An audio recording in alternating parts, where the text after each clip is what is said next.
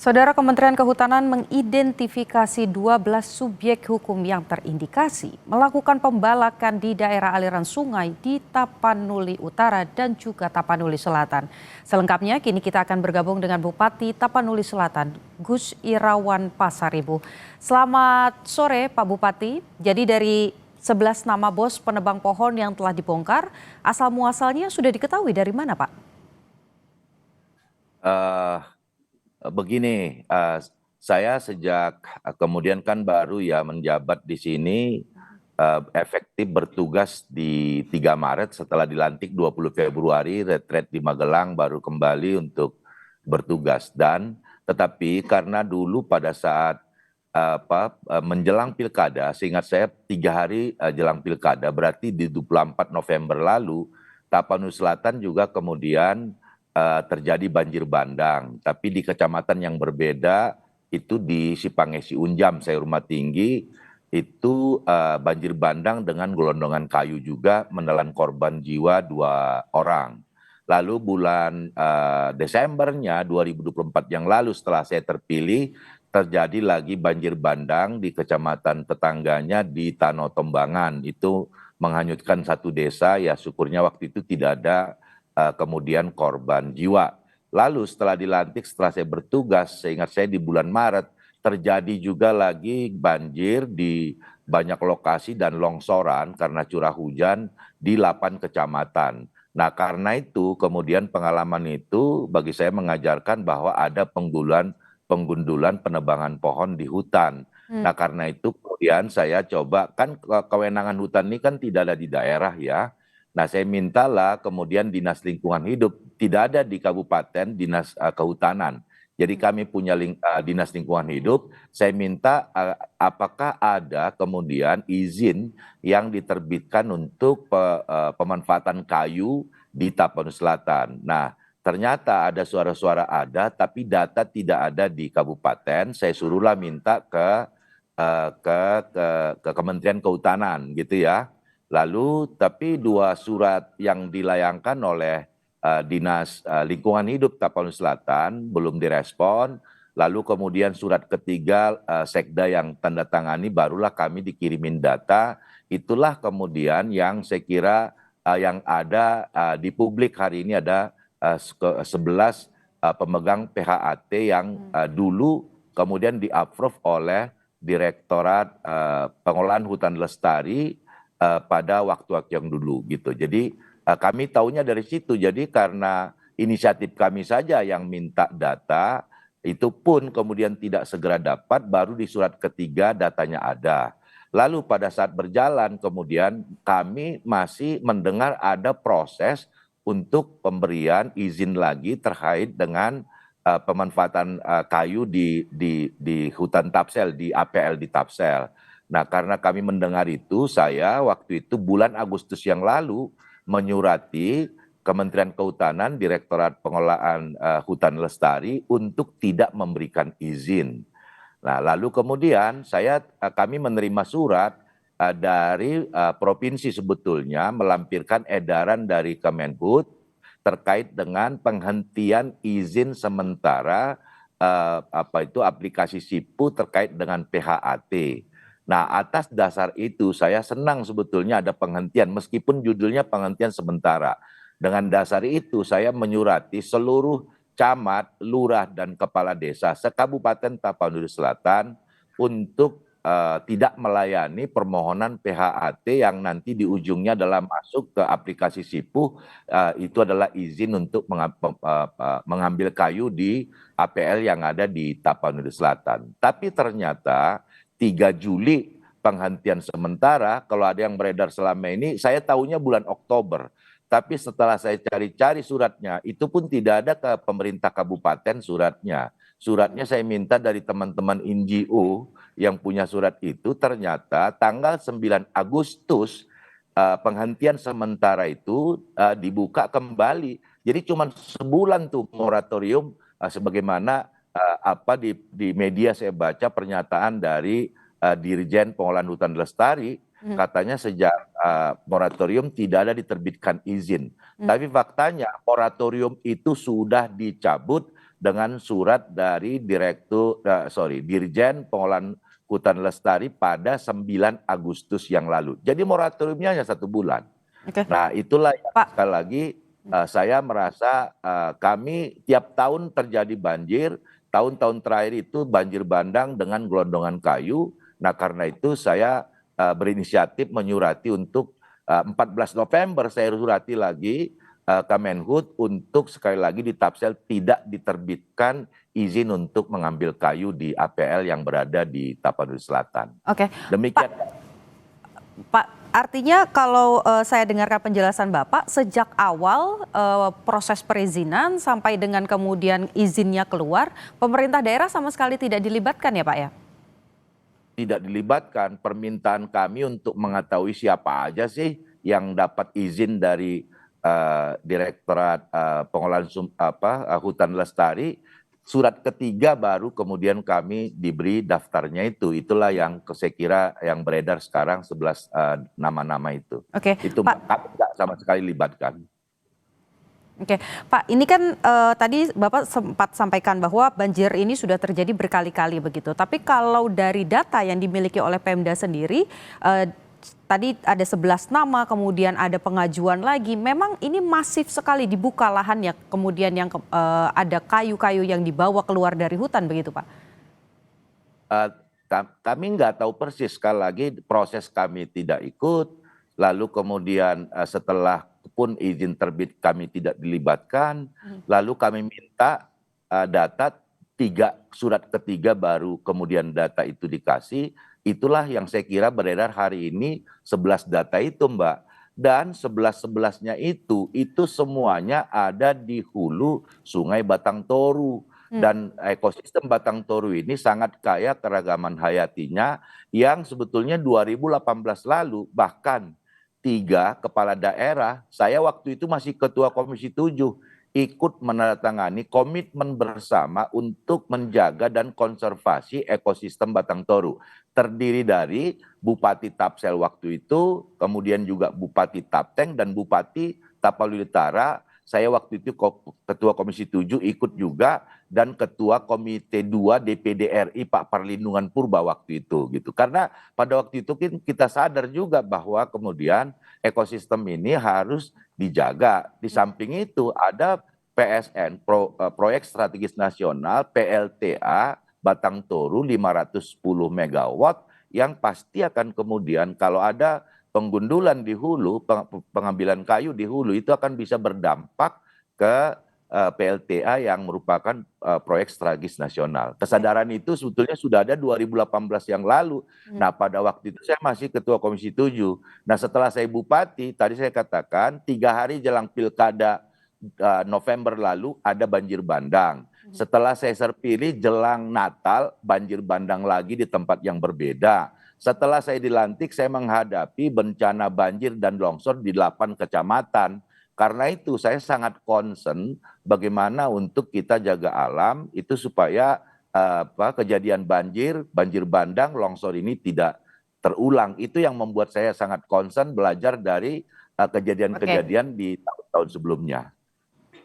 Oke, Pak, kalau dari Sungai Batang Toru sendiri, ini memang masih masuk bagian dari area hutan atau area di luar hutan? Karena kalau Kemenhub bilangnya kalau hutan itu bagian Kemenhub, tapi kalau di luar hutan ini urusannya pemerintah daerah katanya. Nah, memang yang di beberapa proyek strategis nasional ya, itu di Batang Toru itu memang APL. Kalau itu pernyataan, ini saya kira semakin tidak mudah ini.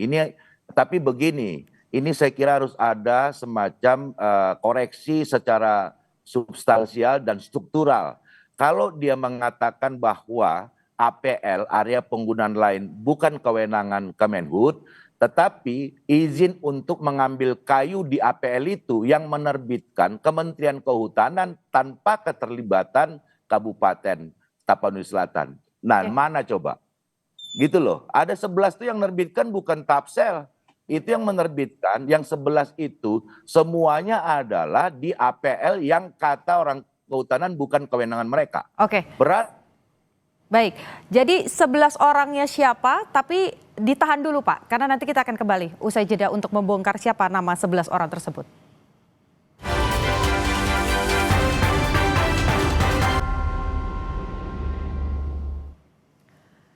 Saudara, breaking news Kompas TV kita lanjutkan. Tadi kita masih terhubung dengan Bupati Tapanuli Selatan, Gus Irawan Pasaribu. Pak, terakhir perbincangan kita soal 11 nama yang kemudian sempat disebut sebagai bos penebang pohon begitu. Gus Irawan pegang nama-namanya siapa saja, Gus? Ya, itu tadi, itu kan kami tidak ikut dalam proses awal.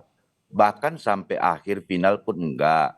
Nah, tadi saya bilang saya sangat concern dengan ini setelah kemudian saya bertanya dengan dinas saya kan baru menjabat waktu itu. Di Maret saya udah kejar ini sebetulnya. Lalu muncullah permintaan kita ke Dirjen Polahan Hutan Lestari. Surat ketiga baru berbalas. Nah, kemudian muncullah ada nama-nama itu gitu loh. Jadi sebetulnya yang paling memiliki data itu adalah di Direktorat Pengolahan Hutan Lestari. Tapi tadi Mbak soal bahwa pernyataan yang Mbak tanyakan saya APL area penggunaan lain itu adalah kewenangan di daerah. Nah, ini ada kontradiktif di sini. Ya, semua yang 11-11 disebut nama itu semuanya adalah di APL. Iya kan? Tetapi izin yang menerbitkan Kementerian Kehutanan. Kementerian Kehutanan mengatakan mereka tidak memiliki kewenangan di APL, satu. Tapi mereka yang memproses, mereka yang menerbitkan, kami tinggal tidak disertakan sama sekali. Yang kedua, bulan Oktober lalu itu ada kok gakum dari Kementerian Kehutanan karena mereka sangat saya dorong melalui balai konservasi yang mereka punya ada di Tapsel. Saya minta kalau kita sungguh-sungguh gakumlah ini. Tangkapilah itu kayu-kayu yang keluar. Ada kok penegakan hukum oleh gakumnya kehutanan. Dan itu lagi-lagi adalah kayu yang keluar dari APL. Satu. Yang kedua lagi, bukan yang kedua, yang ketiga nih. Saya mau patahkan itu. Yang ketiga, sekarang gakumnya, kemarin kepala gakum di provinsi dari Kementerian Kehutanan datang bertemu saya, mengatakan ke saya, bahwa proses penangkapan di Oktober terus berlanjut, sudah ada 4 tersangka, dan bahkan beberapa di antara 11 nama yang beredar di media itu juga sedang mereka panggil sekarang. Jadi kok nggak konsisten mereka kemudian mengatakan itu tidak kewenangannya. Proses izin dia yang nerbitkan, penegakan hukum dia juga yang melakukan. Nah, saya kira ini ada koreksi, saya pikir secara substansial, struktural ini saya kira, supaya jangan semacam ada area abu-abu. Tapi saya kira saya nggak ini kontradiktif lah menurut saya pernyataan itu gitu loh dengan apa yang mereka lakukan, Mbak. Oke, ini kalau saya boleh ingatkan begitu ya Pak, 11 nama ini diantaranya ada Jalaluddin Pangaribuan, John Anton Silitonga, kemudian ada Muhammad Nur Batubara, ada Muhammad Agus Irian, Irisan Ramadan Siregar, dan sejumlah nama lain. Nah, ini totalnya ada 11. Tapi di satu sisi juga kemarin Menteri Kehutanan, Menhut Raja Juli bilang selama menjabat tidak pernah tuh ada izin yang dikeluarkan. Tanggapannya bagaimana Pak? Praktik di lapangan. Oh iya dong, Pak Raja Juli kan baru menterinya kan setahun, Mbak. Iya kan, maka pernyataan Dirjen Polahan Hutan Lestari tidak ada menerbitkan setelah moratorium, itu ada 2 hal. Moratorium, tolong diingatkan ke Ibu Dirjen, itu sudah dia cabut hanya berusia sebulan. Satu. Terkait pertanyaan soal Menhut sekarang, Pak sahabat saya Raja Juli, dia kan baru setahun kemudian Mbak jadi menteri. Saya kira ada benarnya juga kemudian barangkali kalau beliau tidak ada menerbit.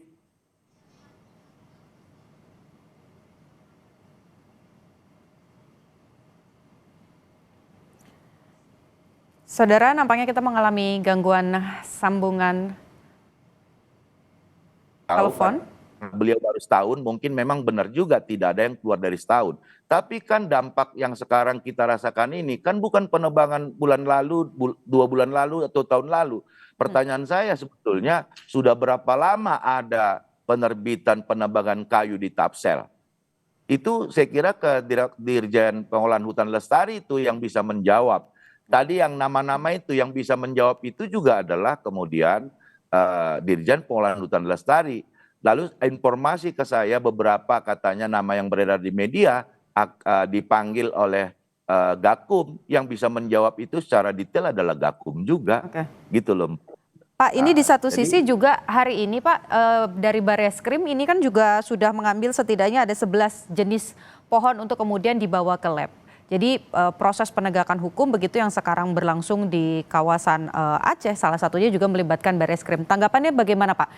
Apakah ini satu langkah yang baik untuk kemudian memberikan efek jera bagi para pelaku pembalakan liar? kita sambut positif. Saya kira kita ambil pembelajaran lah ya. Kami di Tapsel ini Mbak, luas Tapsel itu 66% kami adalah hutan, gitu ya. Lalu selebihnya ada memang yang tidak hutan, yang APL gitu. Nah, kami ada di ekosistem Batang Toru. Di situ adalah sesungguhnya satwa yang dilindungi sangat langka, Pongot tapanuliensis, begitu Mbak. Ada proyek strategis nasional PLTA 510 megawatt gitu.